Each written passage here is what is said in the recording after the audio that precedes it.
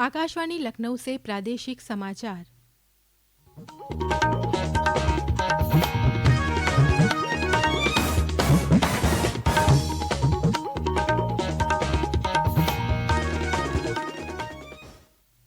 मुख्य समाचार।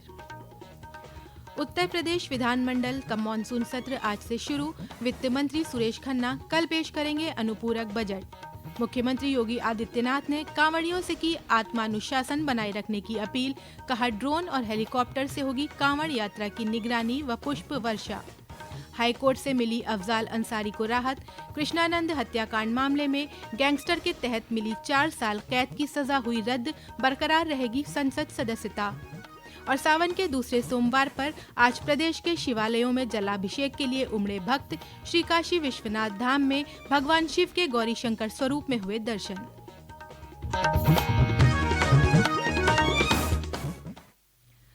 नमस्कार, प्रदेश के समाचारों के साथ मैं तनवीर फातिमा। उत्तर प्रदेश विधानमंडल का मानसून सत्र आज से शुरू हो गया। वित्त मंत्री सुरेश खन्ना कल अनुपूरक बजट पेश करेंगे। सत्र से पहले आज मुख्यमंत्री योगी आदित्यनाथ ने विपक्ष से सदन की कार्रवाई सुचारू रूप से चलाने में सहयोग करने की अपील की। सदन का मंच उस चर्चा का, परिचर्चा का विषय बने, इसके लिए हम लोग पूरी तैयारी के साथ, मेरे सहयोगीगण उसका जवाब देंगे। सरकार इसका जवाब देने के लिए पूरी तत्परता के साथ वहां पर उपस्थित रहेगी। सदन की कार्रवाई सुचारू रूप से चल सके, विधायी कार्य सकुशल संपन्न हो सके, इसके लिए जो भी माननीय सदस्यगण हैं, उन सब से मैं अपील करूंगा कि वे सभी अपना सकारात्मक योगदान मानसून सत्र के सुचारू संपन्न करने में अपना योगदान देंगे। विधानसभा में मानसून सत्र की शुरुआत हंगामे के साथ हुई। सपा सदस्यों ने बिजली, कानून व्यवस्था और किसानों की समस्याओं को लेकर सदन में नारेबाजी की। सदन में स्वास्थ्य व्यवस्था और चिकित्सकों की कमी का मामला भी उठा। इसके जवाब में उप मुख्यमंत्री ब्रजेश पाठक ने कहा कि आयुष्मान भारत योजना के तहत सरकारी अस्पतालों के साथ निजी अस्पतालों को चिन्हित किया गया है। प्रदेश के 74 जिलों में डायलिसिस और 71 जिलों में सीटी स्कैन की व्यवस्था है। सपा सदस्यों की ओर से प्रदेश की बिजली व्यवस्था का मामला भी उठाया गया।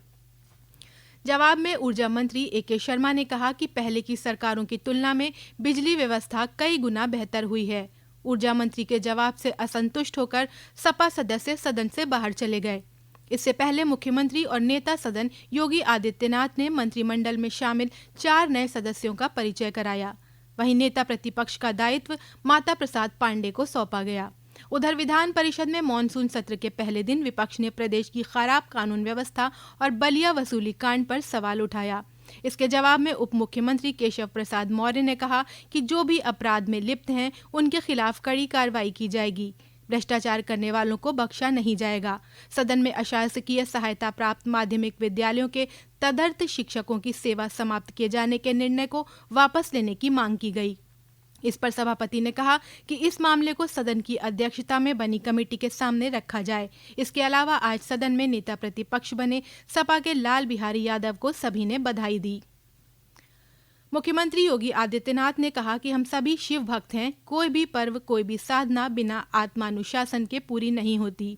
सुगम और सुरक्षित यात्रा के लिए हमें अपने अंतःकरण से ही नहीं, बल्कि बाहरी रूप से भी पूरी प्रक्रिया के साथ लीन होना पड़ेगा। उन्होंने कहा कि केंद्र व प्रदेश शासन ने मिलकर श्रद्धालुओं की सुरक्षा और सुगम यात्रा के लिए अनेक प्रबंध किए हैं। आवश्यकता के अनुसार ड्रोन और हेलीकॉप्टर से निगरानी और पुष्प वर्षा की व्यवस्था की है। कहीं कोई अव्यवस्था न हो, कोई भी उनकी आस्था के साथ खिलवाड़ न करने पाए, इन सब बातों को ध्यान में रखकर उपाय किए गए हैं। सरकार पेट्रोलिंग के साथ ही स्वास्थ्य शिविर समेत अन्य प्रयास कर रही है। मुख्यमंत्री ने कांवड़ियों से अपील की है कि व्यवस्था के साथ जुड़कर पूरी श्रद्धा व विश्वास के साथ आत्मानुशासन बनाए रखते हुए सावन मास की कांवड़ यात्रा सफलतापूर्वक आगे बढ़ाने में योगदान दें। मैं सभी शिव भक्तों से अपील करूंगा कि देवादेव महादेव की कृपा हम पर बनी रहे। हम व्यवस्था के साथ जोड़ करके इस पूरी यात्रा का न केवल आनंद ले, बल्कि पूरी श्रद्धा और विश्वास के साथ आत्मानुशासन का परिचय देते हुए इस पावन श्रावण मास के कावड़ यात्रा कार्यक्रम को सफलतापूर्वक आगे बढ़ाने में अपना योगदान दें। आप सबकी सुगम सुरक्षित यात्रा के लिए मेरी मंगलमय शुभकामनाएं हैं। मुख्यमंत्री योगी आदित्यनाथ ने आज लखनऊ में भाजपा पिछड़ा वर्ग मोर्चा की प्रदेश कार्य समिति की बैठक को संबोधित किया। बैठक में मुख्यमंत्री ने कहा कि पिछले 7 वर्षों में हमने 6.5 लाख सरकारी भर्ती की। इसमें 60% ओबीसी समाज की भर्ती हैं। 69,000 शिक्षकों की भर्ती में हमने इसको लागू किया।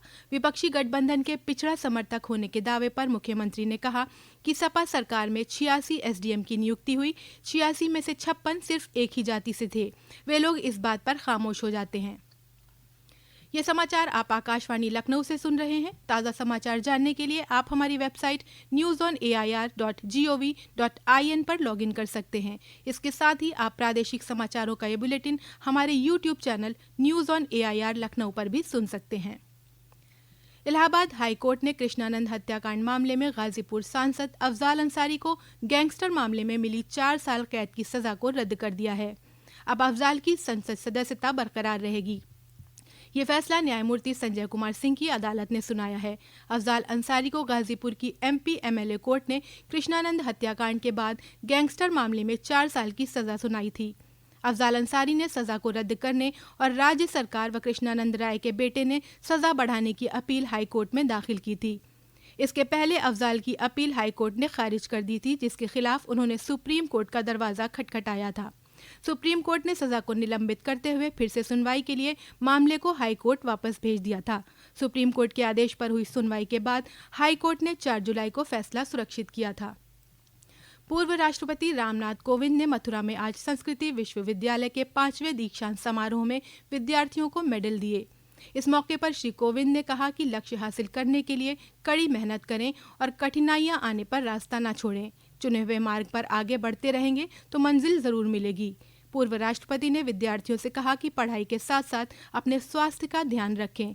एक स्वस्थ समाज के लिए स्वस्थ शरीर और बेहतर शिक्षा आवश्यक है। आज सावन के दूसरे सोमवार पर प्रदेश के विभिन्न शिवालयों में सुबह से ही कांवड़िए और श्रद्धालु भगवान शिव का जलाभिषेक और दर्शन कर रहे हैं।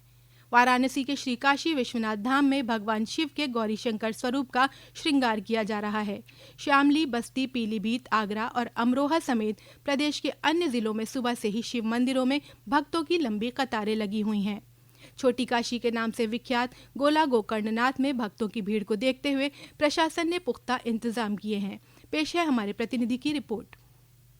सावन के दूसरे सोमवार को कांवरियों की अत्यधिक भीड़ को देखते हुए प्रशासन ने सुरक्षा के कड़े इंतजाम गोला मंदिर सहित पूरे जनपद लखीमपुर में कर रखे थे। गोला गोकर्ण मंदिर की तरफ आने वाले हर रास्ते पर कांवरियों सहित शिव भक्तों का जनसैलाब देखते ही बनता था मानो पूरा गोला केसरिया रंग की चादर से सजा दिया गया हो। पूरे जनपद में जगह जगह भंडारे, स्वास्थ्य कैंप, विश्राम स्थल आदि के कैंप प्रशासन सहित समाज सेवी संस्थाओं ने आयोजित कर रखे थे। फिलहाल गोला सहित जनपद के सभी शिव मंदिरों में भक्तों की अपार भीड़ देखी गई। शिव भक्त हर हर बम बम के उद्घोष के साथ शिवलिंग का जलाभिषेक करते नजर आए। श्याम जी अग्निहोत्री, आकाशवाणी समाचार, गोला गोकर्णनाथ, लखीमपुर खीरी।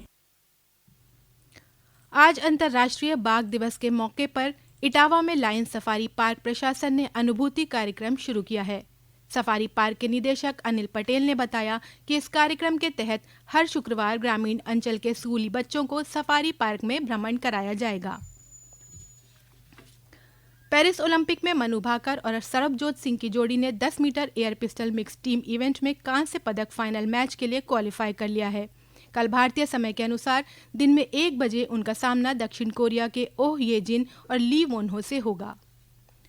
और अंत में मुख्य समाचार एक बार फिर। उत्तर प्रदेश विधानमंडल का मॉनसून सत्र आज से शुरू। वित्त मंत्री सुरेश खन्ना कल पेश करेंगे अनुपूरक बजट। मुख्यमंत्री योगी आदित्यनाथ ने कांवड़ियों से की आत्मानुशासन बनाए रखने की अपील। कहा, ड्रोन और हेलीकॉप्टर से होगी कांवड़ यात्रा की निगरानी व पुष्प वर्षा। हाईकोर्ट से मिली अफजाल अंसारी को राहत। कृष्णानंद हत्याकांड मामले में गैंगस्टर के तहत मिली 4 साल कैद की सजा हुई रद्द। बरकरार रहेगी संसद सदस्यता। और सावन के दूसरे सोमवार पर आज प्रदेश के शिवालयों में जलाभिषेक के लिए उमड़े भक्त। श्री काशी विश्वनाथ धाम में भगवान शिव के गौरीशंकर स्वरूप में हुए दर्शन। प्रादेशिक समाचारों का ये बुलेटिन यहीं समाप्त होता है। नमस्कार।